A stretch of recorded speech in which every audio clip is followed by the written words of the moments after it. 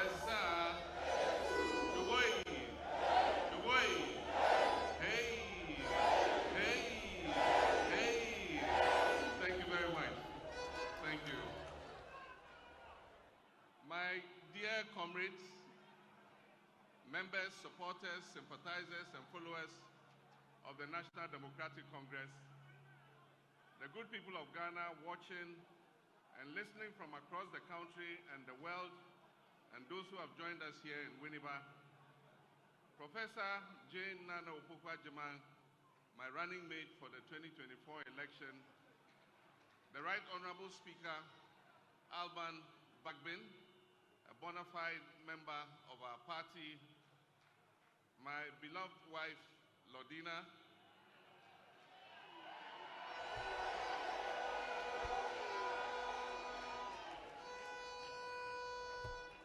my dear children who are here with me, Sharaf, Shahid, Farida, thank you, I acknowledge you. Our National Chairman, Johnson Asiedun Ketia, our General Secretary, Fifi Fiavikwete, our traditional rulers who have been so kind to join us here today, our members of the Council of Elders who, despite age, have managed with their walking sticks to join us this morning, party supporters, ladies and gentlemen. Today we gather with hope as one people, united in victory, and as one nation, Ghana, with a common interwoven invisible destiny. Today we also gather to reignite and reaffirm the dreams of our forebears, led by Osajifo Dr. Kwame Nkrumah, the founder of our great nation, a nation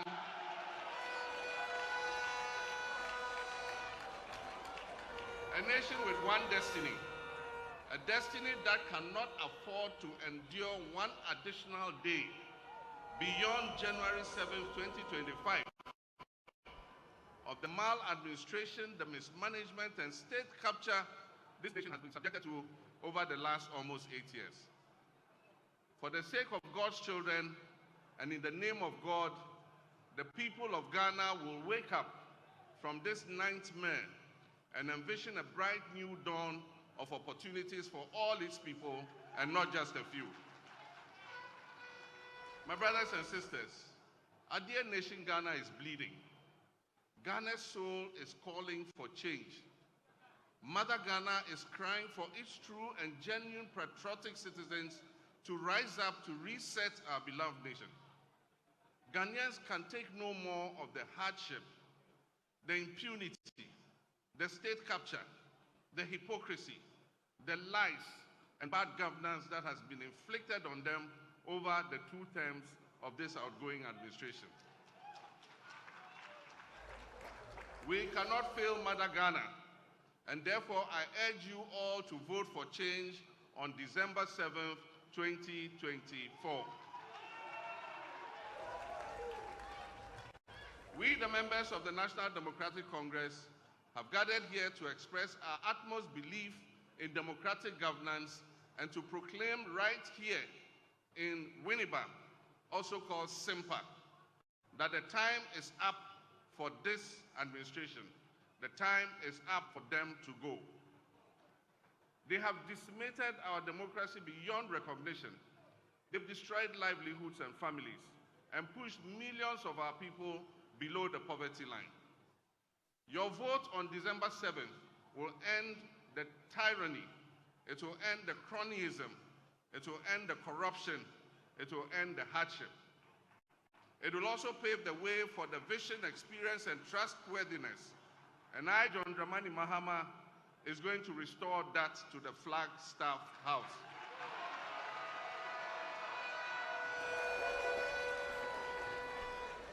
As I've said before, this government must begin writing their handing over notes if they have not started doing so already.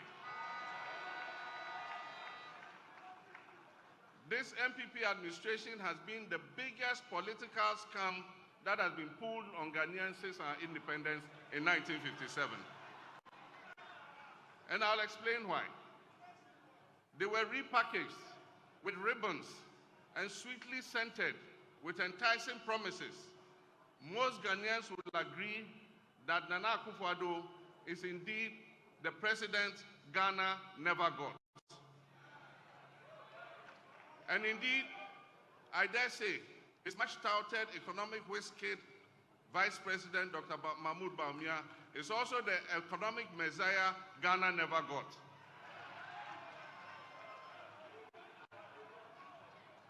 The NPP government took over from our administration on 7 January 2017. They inherited an energy sector we had stabilized with the fastest mobilization of emergency power of almost 800 megawatts in the history of Ghana. Along with this came a new Energy Sector Levy Act, which we call ESLA, with potential revenues of 3 billion Ghana cedis every year to pay off legacy energy sector debts. They inherited an ongoing Millennium Challenge Compact of $547 million aimed at making Ghana's energy sector the most efficient in Africa. This ruling family, quarreled over the shares in the PDS company and led to the US pulling back $190 million, which was meant for the most critical component of the compact, and that is private sector participation and improvement in collections at the distribution end of the electricity value chain. We inherited more than $450 million of the IMF extended credit facility initiated by my administration. Most of our state-owned enterprises were breaking even or making a profit. We handed that to them. They inherited a cocoa production of more than 960,000 metric tons of cocoa, with a cocoa board that was making profit and owed only 1.5 billion cedis to the central bank in cocoa bills. We handed over to them 2 new oil-producing wells, the 10-field and the ENI Sakofa, which increased Ghana's oil production by more than 100,000 barrels per day, with additional gas of more than 200 million standard cubic feet per day.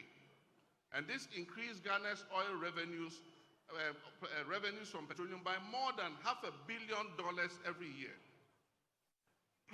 They took over from our administration a stabilization fund in which we had accrued $277 million, a Ghana Infrastructure Investment Fund with seed money of $270 million, a sinking fund account at the Bank of Ghana with a balance of over $200 million. They inherited a budget that ran a deficit of 6.1% with zero borrowing from the central bank, the Bank of Ghana, zero borrowing.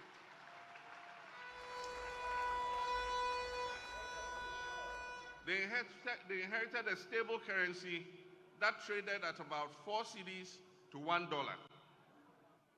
Inflation was at 15.4%. Unemployment was at 8.4%. And when we handed over the administration of this country to the Akufo-Addo-Bawumia government, Ghana's debt as a percentage of our GDP was 56%. As a result of fiscal consolidation, we handed over an economy that was set to grow above 8%, as predicted by the World Bank and IMF and all the credit rating agencies. Private businesses enjoyed an enabling environment to thrive, and foreign investors were queuing to make investments in our economy. The NPP government also took off with a stabilized economy and significant buffers with enormous domestic and internal goodwill. Indeed, this has been the most favored government in our history. But alas, the Ghanaian people's favor, their goodwill, has been repaid with only pain and anguish. This government has received more revenue than all governments combined in the history of Ghana. And as the saying goes, to whom much is given, much is expected. Unfortunately, the people of Ghana have been severely shortchanged by this administration. The scorecard of this administration has been abysmal. An inflation rate that went as high as 54% and is currently still hovering above 20%. Ghana today has one of the highest food inflation rates in the whole of Africa. We have a currency that has depreciated to almost 16 cedis to $1, and we borrowed more than 70 billion from the central bank, the Bank of Ghana, causing a serious upsurge in inflation and causing the Bank of Ghana to go broke. We have a debt to GDP that went as high as 104%. And today, the unemployment rate is almost 15%, from just above 8% in 2016. Worst of all, Ghana has defaulted on her debt payments and has therefore engaged in a debt exchange that has resulted in painful haircuts, and they have deferred the tenure of bonds at lower interest rates. This has caused a lot of trouble for investors, including pensioners. Cocoa production, which has been one of the mainstays of our economy, has plummeted, and for the first time in the history of our country, the Cocoa Board annual syndication, which was sought after by all international banks, today it has no takers. Nobody is willing to lend Cocoa Board any money. Production volumes are down, and Cocoa Board is seeking to delay delivery of almost 350,000 tons of cocoa to next year. It means that your government, NDC, is the one going to have to find the 350,000 to fill that hole, to pay the debt. Cocoa Board has also defaulted on almost 13 billion Ghana cedis in cocoa bonds. Oil and gas production has declined by 32%, and debt to independent power producers has increased astronomically. Today, the majority of state-owned enterprises are posting massive losses. The COVID pandemic, rather than being an adversity, turned out to be a blessing, with a windfall for this government of almost 25 billion Ghana cedis of inflows, most of which were doled out to companies owned by family and friends. The majority of our citizens are convinced that our country, Ghana, is going in the wrong direction. Faith in our democracy is at its lowest, and many of our youth do not believe that constitutional governance is working for them. Faith in our democratic institutions and the political leadership is at its lowest ebb, and corruption is at its highest, and Ghanaians have become numb to the scandals that are exposed almost every week. And when you have a president who says he does not understand the hullabaloo that is being made about the sale of snitch hotels to a minister in his own government, then clearly he is on a completely different wavelength from the rest of us in this country. My brothers and sisters, this is a president who just doesn't get it. Many domestic and foreign investors have adopted a wait-and-see attitude. Many of them I have met have told me that they are waiting for a signal from the Ghanaian people that the political and business environment is going to change for the better, that we're going to effect a change of course so that we can provide a reasonable environment for them to put in their investments. Ladies and gentlemen, the Holy Book in Matthew 25, 14, 30 tells one of the parables of Jesus Christ, and this is the parable of the talents. This parable teaches us to invest whatever is put in our care wisely for the benefit of our master. The master in this case is the people of Ghana. This administration is just like the last of the servants who buried his talents that was given to him by his master, and when his master came, he returned the 1 talent to him. But in this case of Akufo-Addo and Bawumia and their cabal, they did not bury the 1 talent and give us back our 1 talent when we returned. They gambled with the talents that we gave them, and they landed the people of Ghana in a huge debt.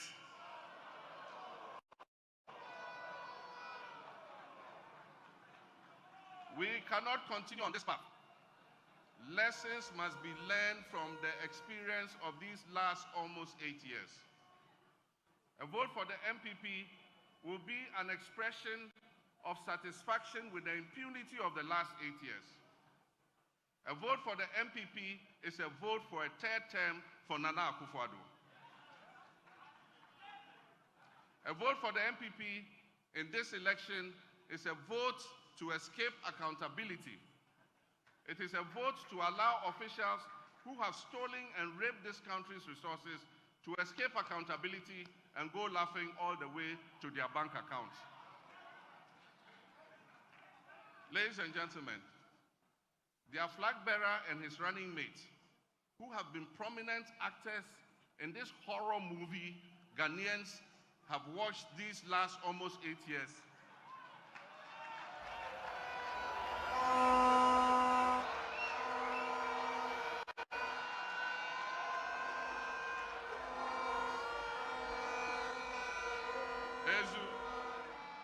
you know horror movies, don't you? Their flag bearer and his running mate, who have been prominent actors in the horror movies Ghanaians have watched these almost last 8 years. These people cannot be the ones to exact accountability from the government of which they have been an integral part. We are at a critical juncture in our democratic history. Choices we make in elections come with consequences. We cannot afford to fail this time. A restive youthful population does not have the luxury of trial and error. They do not have the luxury of trying a driver's mate who has learned his driving skills from the same driver who crashed the Ghanaian vehicle of state.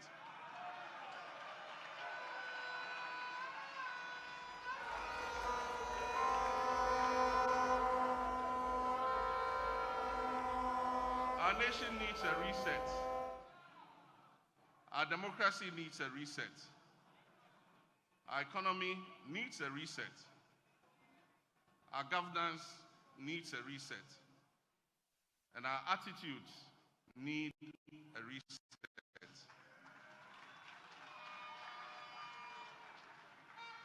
We need a government that will galvanize the efforts of all Ghanaians, irrespective of ethnicity, religion, or party affiliation.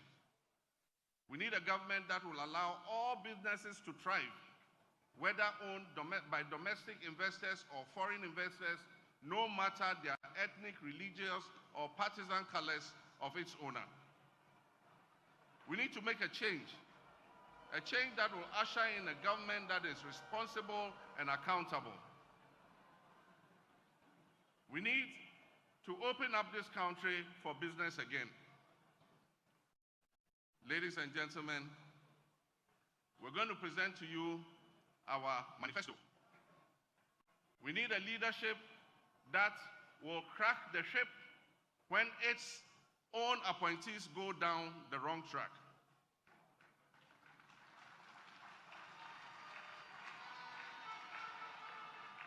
We need a responsive government that will respect the rights and freedoms of our citizens, including journalists, and address the ongoing decay of state institutions and fight corruption by deploying the Operation Recover All the Loot principle.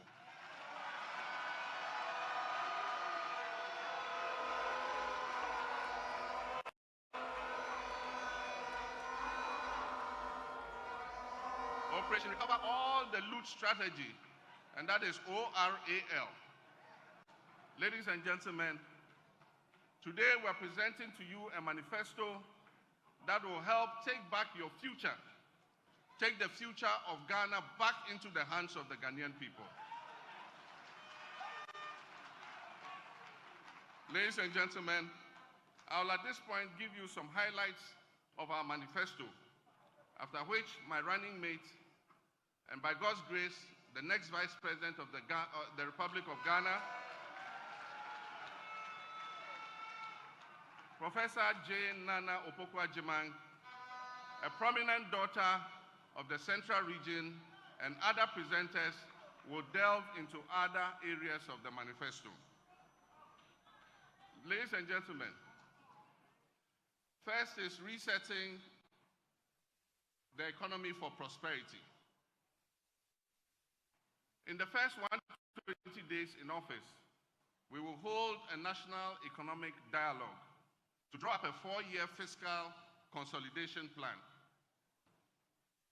We would rationalize taxes, abolishing, among others, the obnoxious e-levy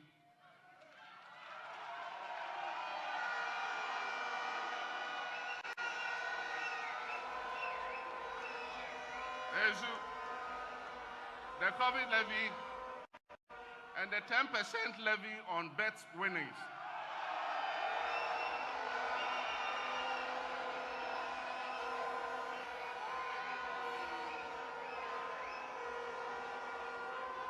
We will review import duties and levies on vehicles and equipment meant for industrial and agricultural purposes. Ladies and gentlemen, we will rationalize port fees and charges and implement emergency measures to stabilize the city and the macroeconomic environment. Ladies and gentlemen, we will use the price stabilization and recovery levy to cushion consumers of petroleum products. We will investigate the NPP's opaque gold for oil deal.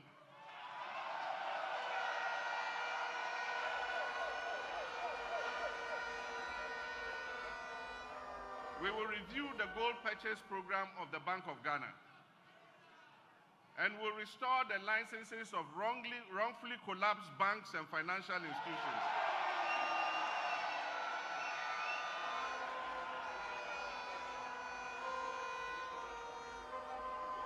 We will increase indigenous participation in the banking and financial sector. And we will free the statutory funds, the GET Fund, NHIL, Road Fund, to be able to achieve their mandated objectives. Ladies and gentlemen, alleviating the current economic hardships.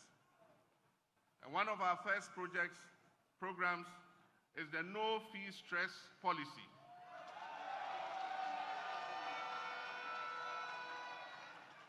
There are many students who are unable to take up their places in tertiary educational institutions because they cannot afford to pay the academic user fees, the academic fees. And so we'll take that stress off them. For the first year, they will not be required to pay fees.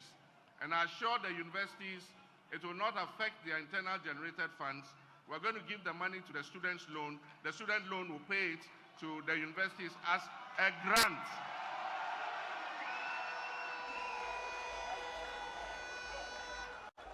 It will be paid as a grant, not as a loan. And aside from that, we're going to increase the subvention that goes to our public universities so that we can improve quality and learning in those universities. We will provide free tertiary education for all persons with disability.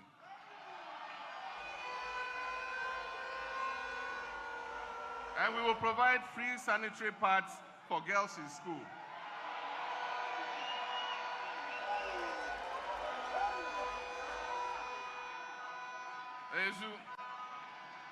If you remember, Nana Jane started that policy with a World Bank facility, and they called that loan the PAD loan. Yes, we are proud of the PAD loan. It will allow our young girls who are going through their periods to be neat and hygienic and not to miss school, be able to go to school all year round. We will uncap the National Health Insurance Levy. Currently, there's a cap on the levy, and so a certain portion of the levy goes into the consolidated fund. And so the Health Insurance Authority is not able to pay the health facilities, reimburse them for the services that they provide. We will uncap the health insurance so that all the National Health Insurance Levy will go into the National Health Insurance Fund so that they can pay the hospitals for looking after our people. And of course, this is associated with it. We'll reprioritize the health sector by ensuring timely releases of payment to service providers. We established the Ghana Medical Care Trust, into brackets, somebody calls it Mahama Cares, to support persons with chronic diseases such as kidney failure, cancer, sickle cell, diabetes, hypertension, and other health-related diseases.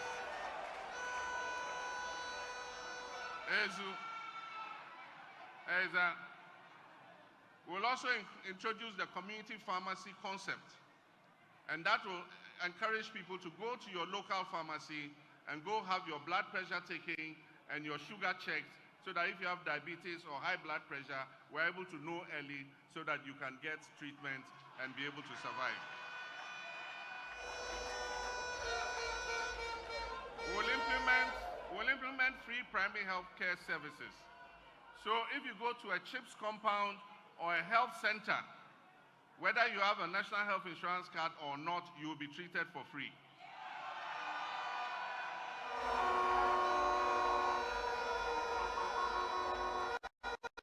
And so from the health center level down, polyclinic, health center, CHIPS compound, if you go, you will be treated for free. From the district referral hospital upwards, you use your your national health insurance card and you receive treatment. We will expand health infrastructure to restore the automatic employment and timely deployment of health workers. And so we're not going to wait till elections are coming and announce that we've opened the recruitment portal.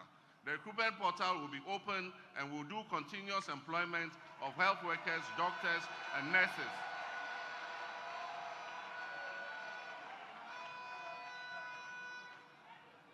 We need a first-class children's hospital in Ghana. The existing children's hospital has outlived this usefulness.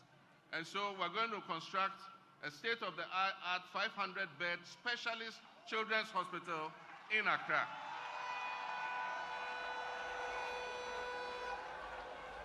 And so children who have sicknesses that cannot be handled in other parts of the country will come to Accra. There will be specialist pediatricians there to give them the care they deserve. Of course, we'll construct a state-of-the-art, I've said that one. We'll also construct a fertility center. There are a lot of mothers who cannot have children just because there's something wrong with the reproductive system. It can be corrected, and they can have babies and enjoy the joy of motherhood.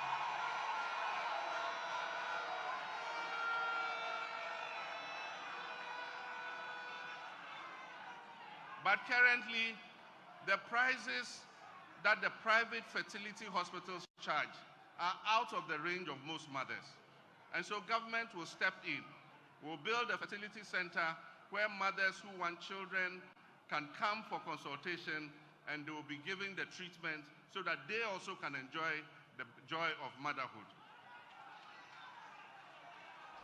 I'll go quickly. We'll expand the facilities at the whole teaching hospital in order that it can provide specialist services and also be a quaternary hospital to serve the University of Health and Allied Sciences. In the whole of the OT corridor up to the northeastern part of the country, there's no trauma hospital. And so we'll build a trauma hospital there so that persons who are involved in accidents on the Eastern Corridor Road will have a place where they can be treated properly before they are transferred.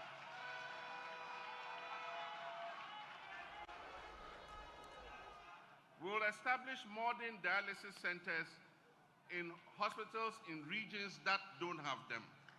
Currently, most of Upper West, my own hometown, Bole, and other places, if you have a kidney ailment, the only place you can go for treatment is in Kumasi. And you have to go with your wife, your family, you have to find a place to stay. It is a burden. And so we want to make sure that every region has a modern dialysis center so that we can ease the burden on persons with kidney ailments. We will build modern hospitals in Boko, Yendi, and other underserved areas. Ladies and gentlemen, this is the training.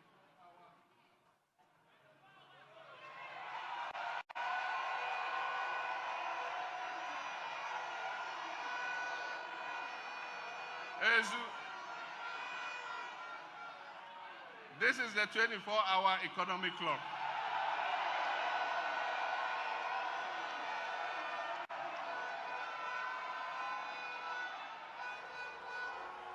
One job, 3 shifts, 3 people.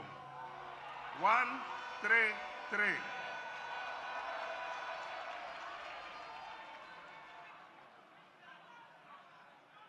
One job, 3 shifts, 3 people.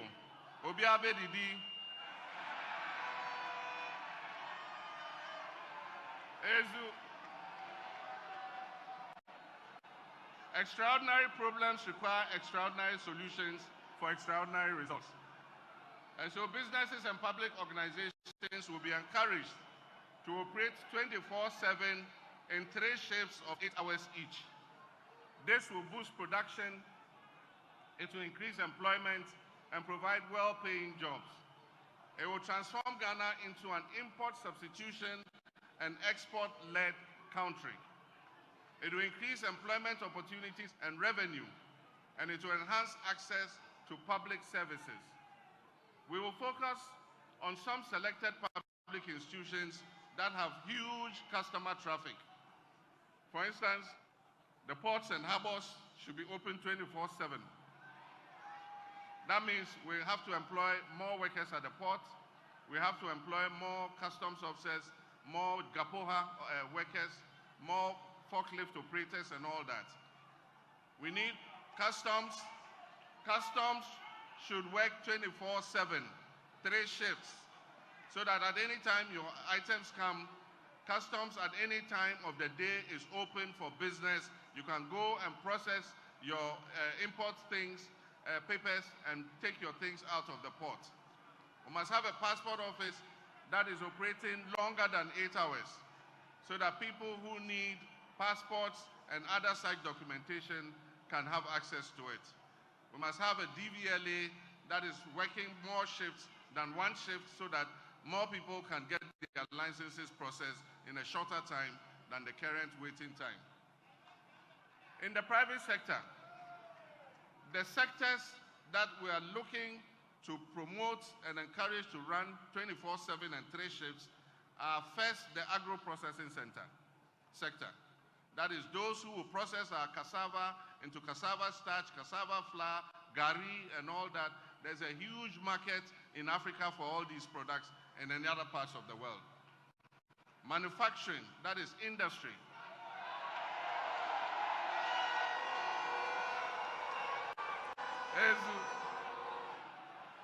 Manufacturing, that is industry. And so the textiles industry, the fruits juice making industry, all the industries, the iron and steel industry will be encouraged to run 24/7. The pharmaceutical sector, we want Ghana to be the pharmaceutical hub of the whole of Africa, so that we'll produce medicines here and export them to all other African countries. Construction sites, we want our construction companies to work 24/7 all year, all hours round, so that they can deliver our infrastructure faster than they currently do. Financial services, the same. Sanitation and garbage collection. It is better to collect garbage, bola, in the night, rather than collect the bola and be competing with cars in the daytime when we have rush hour traffic. Extractive industries, the mines, mining bauxite, mining gold, mining manganese, lithium, they must work 24/7, 3 shifts every day.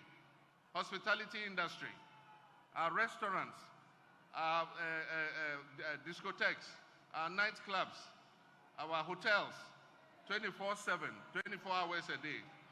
Retail centers, all the malls, there's no reason why you should start. People can come in the nighttime and buy items, so they should work longer than 8 hours.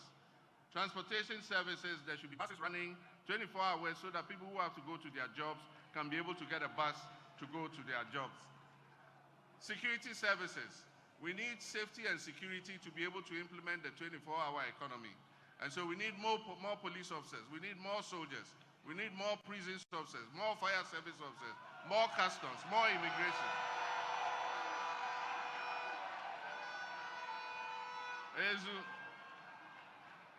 Now, the support package for 24-hour businesses is to stimulate demand for 24-hour economic goods and services.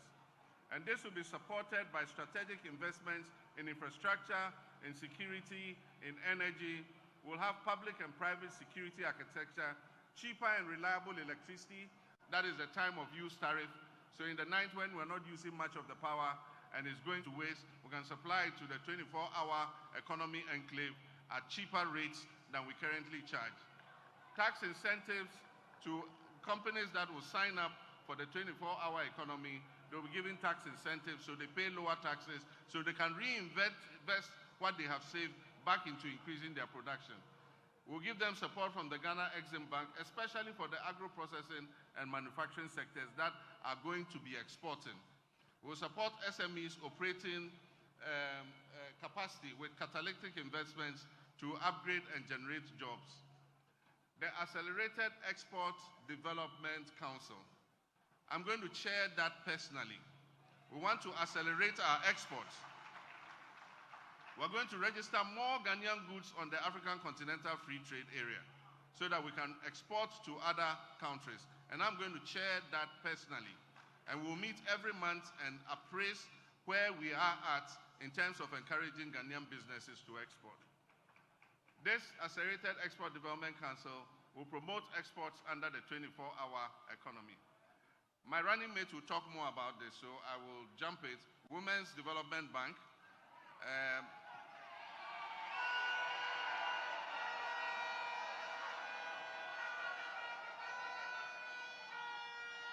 It will give low interest loans, particularly to women's businesses. She'll talk more about it, so let's jump it.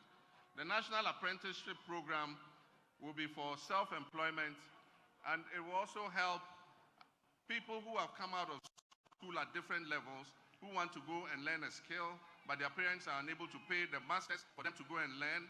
The government, through the district assemblies, is going to register all master craftsmen.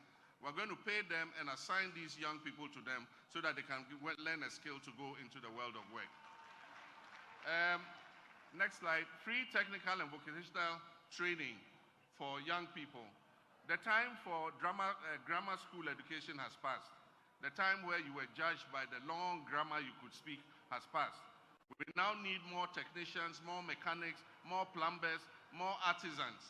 And so we're going to shift our focus from grammar school and build more technical and vocational educational schools so that our children who leave free SHS, who leave JHS and are unable to continue, can go and train as apprentices and be graduated with certificates. We'll provide them with startup capital to be able to start their own small businesses. We'll also use NVTI to train and test them so that they can get their certificates to enter the world of work. We have what we call the Jumara program. And this is the entrepreneurial program. Nobody says you must finish school and become an employee. You can finish school and become an employer and employ employees. And so every year we want to target 10,000 youth entrepreneurs to set up their own businesses. We'll mentor them, we'll monitor them, we'll supervise them until they're able to stand on their own feet. And they will employ their colleagues instead of becoming employees. Business development. We exempt new and small businesses, that is small and medium enterprises, new and small businesses that are registered, and personal income tax of those businesses from the first 2 years after they are incorporated. So if you're a young person under this program and you set up your business, for 2 years you won't pay any corporate income tax. You start paying after 2 years. Because we want the business to be able to get the grounding and be able to stand on its feet before they start paying taxes. We'll review the Customs Amendment Act to scrap the ban on salvage vehicles. Not everybody can afford a new vehicle. And so their vehicles in good shape, they must have had a small accident. We have young people in the magazine who are repairing these vehicles. If we say we're banning these vehicles, we're throwing those young people out of work. And so we'll allow salvage vehicles to come in so that other people can buy vehicles at affordable rates.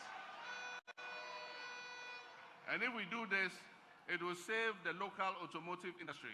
And so the Swami magazine, the Kokompes, the Aboso kinds will continue to do their business even as we set up an automobile industry.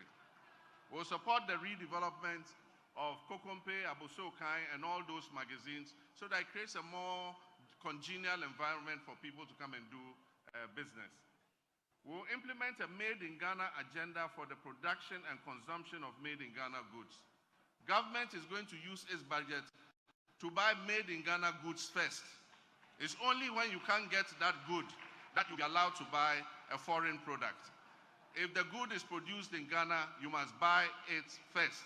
And so we're going to use government's financial muscle to encourage local production of goods and services.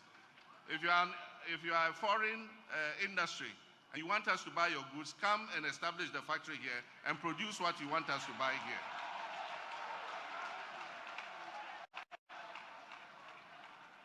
We'll launch an Export Ghana policy, and it is the Accelerated Economic Development Council that is going to oversee this Export Ghana policy.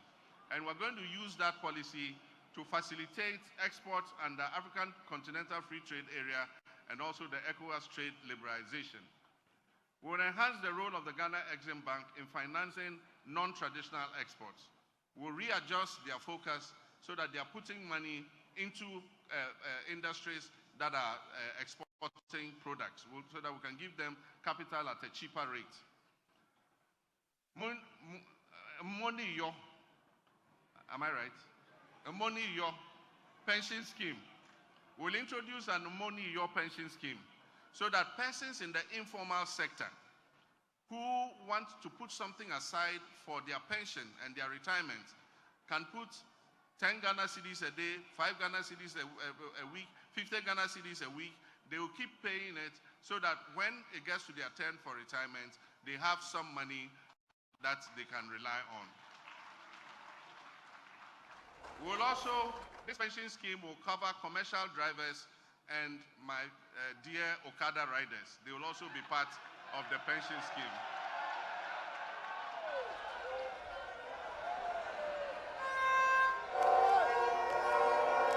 It will also be extended to small-scale miners, farmers, fishermen, traders, and market women, people who receive cash on a daily basis. You put a little aside. If it's every week, you go and pay it into the money, or you can use your mobile phone and pay, and your account will keep being updated.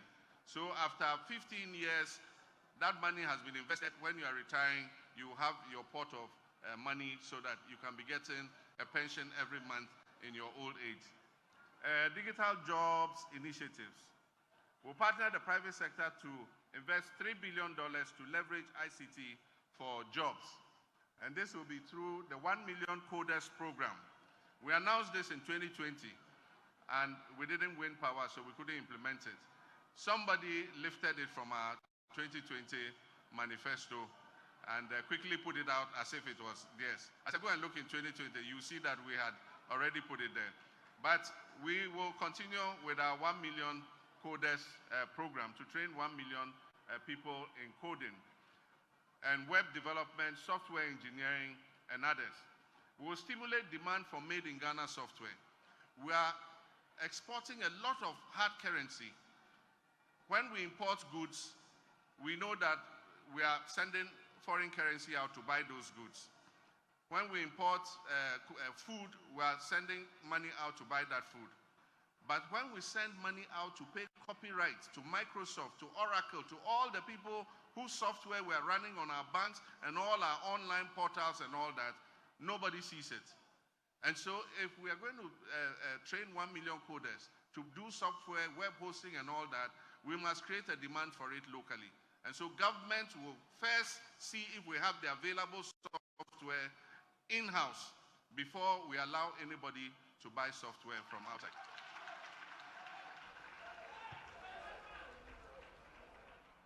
And so we'll exchange payments for subscriptions to overseas vendors. We establish regional digital centers for business process outsourcing.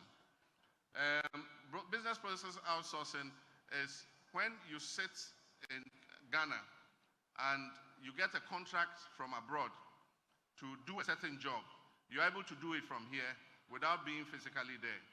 And so you can process parking tickets in New York, you can process various items that they want. At times when they have gone to bed, they need somebody to be taking calls and responding to clients. They sometimes outsource it to other countries. Ghana is a good center to take advantage of this because our English is even clearer than many of the other countries that are doing the business process outsourcing. So people want Ghana to expand.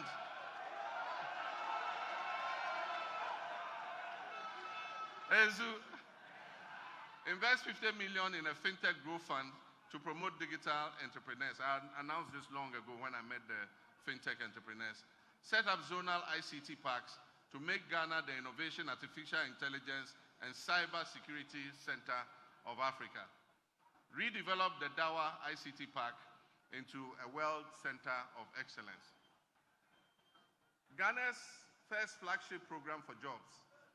We'll work with the private sector to make Ghana the hub for pharmaceutical production. I've announced this already. We want our pharmaceutical industry to export drugs to all other African countries and other places. We'll develop an integrated aluminum industry for industrialization. We'll invest in the production of plastics, fertilizers, and other synthetic materials here. Expansion of the automotive and vehicle assembly sector. With this one, government is going, if we budget to buy vehicles, we're going to buy vehicles that have been assembled in Ghana. We will not buy vehicles from outside and bring them in. So all those who have set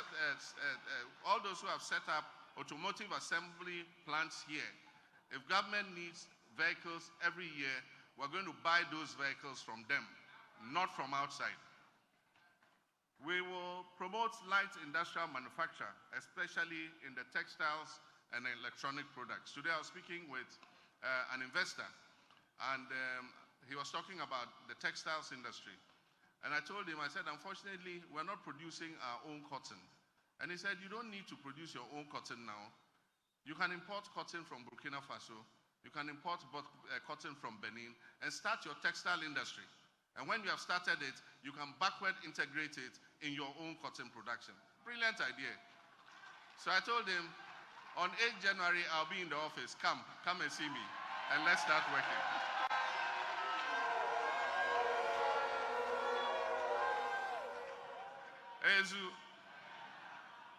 And so we'll revamp the textile and cotton and allied industries.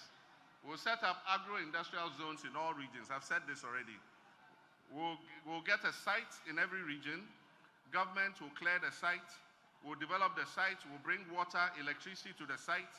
And any private sector developer who wants to produce to buy agro products and process can come and get a land within the agro processing zone and start his business, so that he doesn't have to go.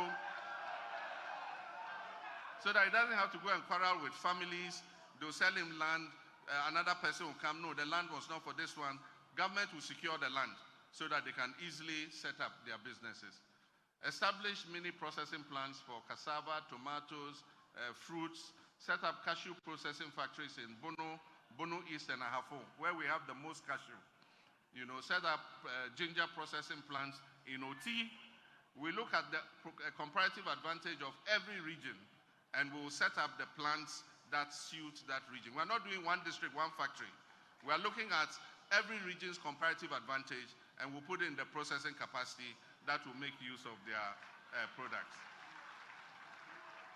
Facilitate the construction of 20 medium-scale animal feed processing plants and revamp the collapsing poultry industry. One of the major inputs that goes into poultry and livestock is the feed. It is very expensive because we import a lot of it currently.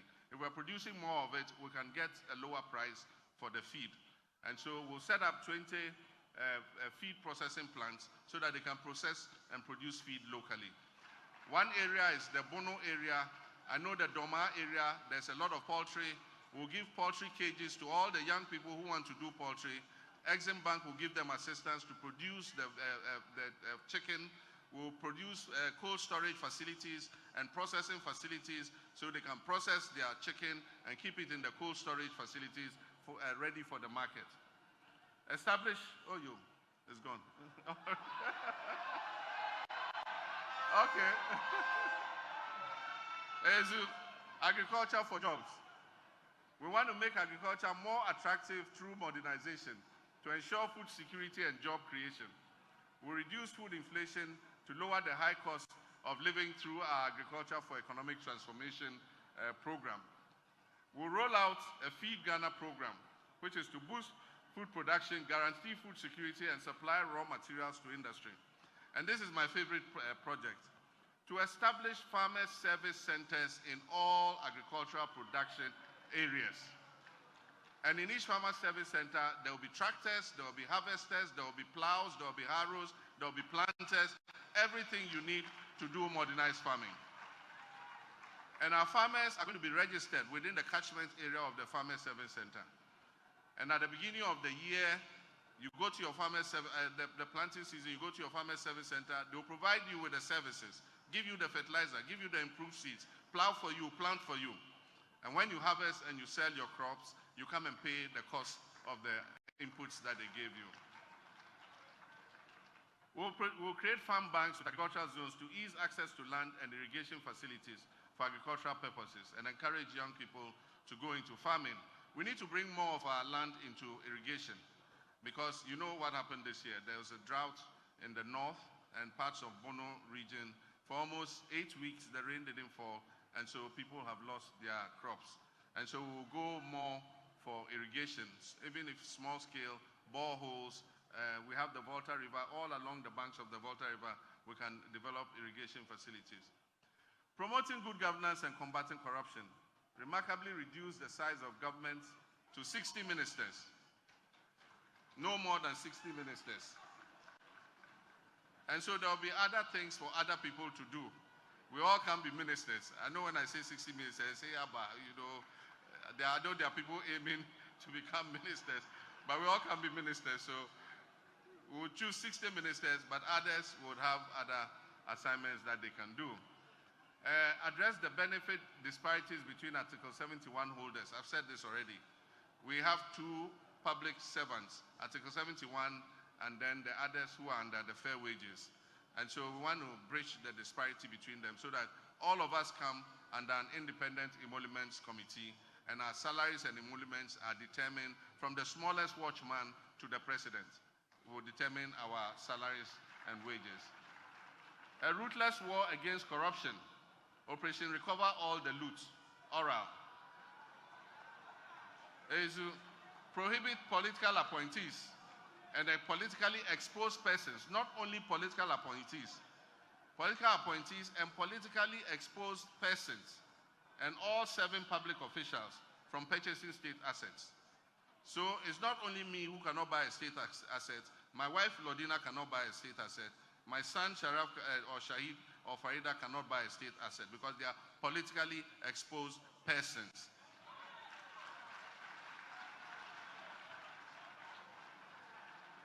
Reopen investigations into major unresolved cases, including the Ayawasu West Wogombai election violence, the 2020 election killings, the unresolved murder of Ahmed Swale and Silas Wulochami.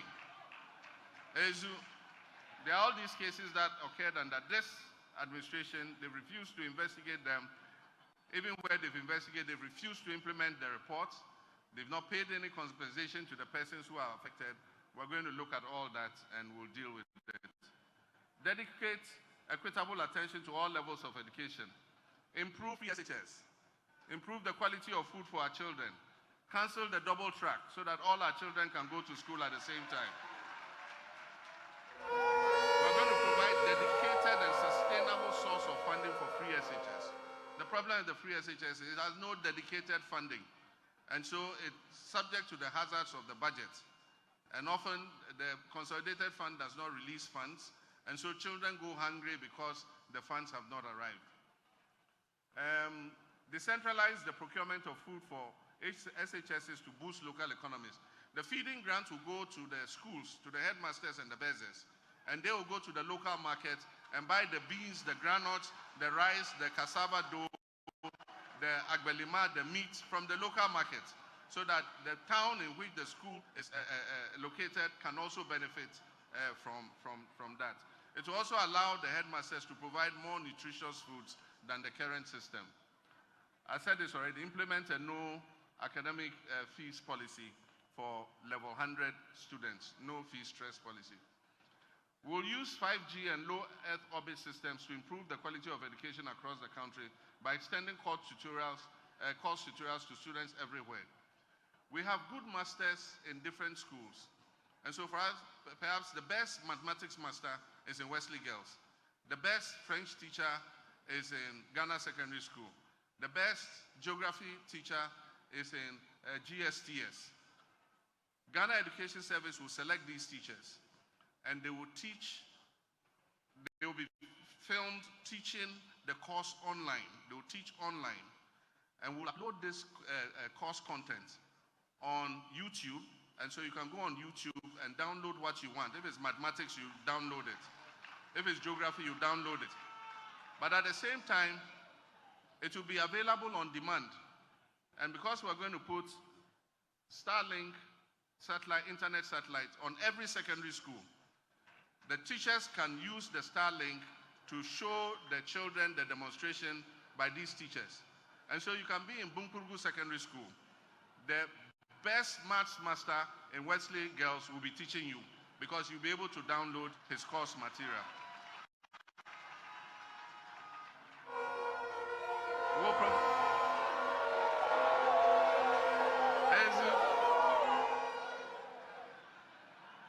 That's the Basintali boy. We'll provide free tertiary education. I've said that already. We'll provide continuing students with financial assistance. We're going to reintroduce what we had started, which is the Student Loan Fund Trust Fund Plus. It's the Student Loan Plus. And so it's an enhanced student loan. You get more money from the Student Loan Plus, and you only start paying when you get employment, when you leave school. Implement a bed for all. We have a bed for all program. Our tertiary institutions have huge lands that are not utilized. Normally, when we want to build a university, we take a huge piece of land, and after many years, part of the land is still lying fallow, and even people are encroaching on the lands. And so we're going to sit with the universities and carve out a part of their land. And we're going to get the private sector. We'll do a design of hostels. If you're interested in investing your money in the hostel, you will build the hostel, we'll regulate the charges, and you will pay for the cost of it over a period of time, and you can make your profit. So that more of our children can have accommodation on campus. That is the Bed for All program. The hostels will be built by the private sector. They will build it, they will charge the fees, but we'll sit with them and regulate the fees so that they are not too exorbitant. What else? Legislation to streamline and regulate the award of government scholarships. Government scholarships have been fraught with a lot of, let me say, kalabule. We want to streamline it, and as I've said, persons with conflict of interest will not be allowed to apply for scholarships. I would not apply for a scholarship for my children. None of my ministers will do it. Any political appointee must not apply for scholarships. You must pay for yourself. Leave the scholarships for the children of the underprivileged. Those who cannot afford it are the ones who must get the scholarships. And we're going to do that. We'll abolish teacher licensure exams.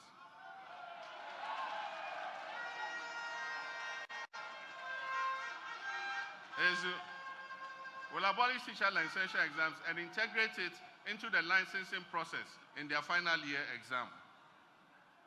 We'll institute the Teacher Dabre project. And what this means is that any new school we are building must be accompanied by accommodation for teachers. We're not going to build classroom blocks anymore without teacher accommodation. Every new classroom block, every school must have teacher accommodation. And we'll also accelerate providing accommodation by the existing schools that do not have them. And that will be the Teacher Dabre. It means where teacher will sleep program. In consultation with the stakeholders, we would push ahead with the implementation. This has been on the drawing board for a long time. That is 20% basic salary, special allowance for teachers and health workers who accept postings to rural areas. Most of our teachers and health workers don't want to go to rural areas. Everybody wants to serve in the city. And so we're going to map out what we define as rural areas. If you accept posting to go there, you get 20% of your basic salary as an incentive, as an allowance to teach in the rural area. Expand infrastructure to ensure prompt employment of nurses and teachers. And so that is also part of it. Assist teachers to own their own vehicles of their choice by offering flexible duty payment arrangements and employer guarantees in partnership with teacher unions and the banking sector. We will encourage teachers to take loans to own their own cars, teachers and other public sector workers. And so your bank will pay for the car, we will deduct it from your salary and pay straight to the bank. And what we'll do is, we will not waive the duty on the vehicle. What we'll do is, we'll allow you to pay the duty in small installments until you finish paying the duty. 1,000 years to pay. But it will be a percentage of your salary that will go towards paying off the cost of the car and the installment payments of the duties. This is going to be the age of the railways. We have paid lip service to building railways for a long time. And this time, we want to make a move on it. It's going to be done by build, operate, and transfer. Because we've been shut out of the international credit market, there's no way we can go on the capital market and borrow to build railway lines.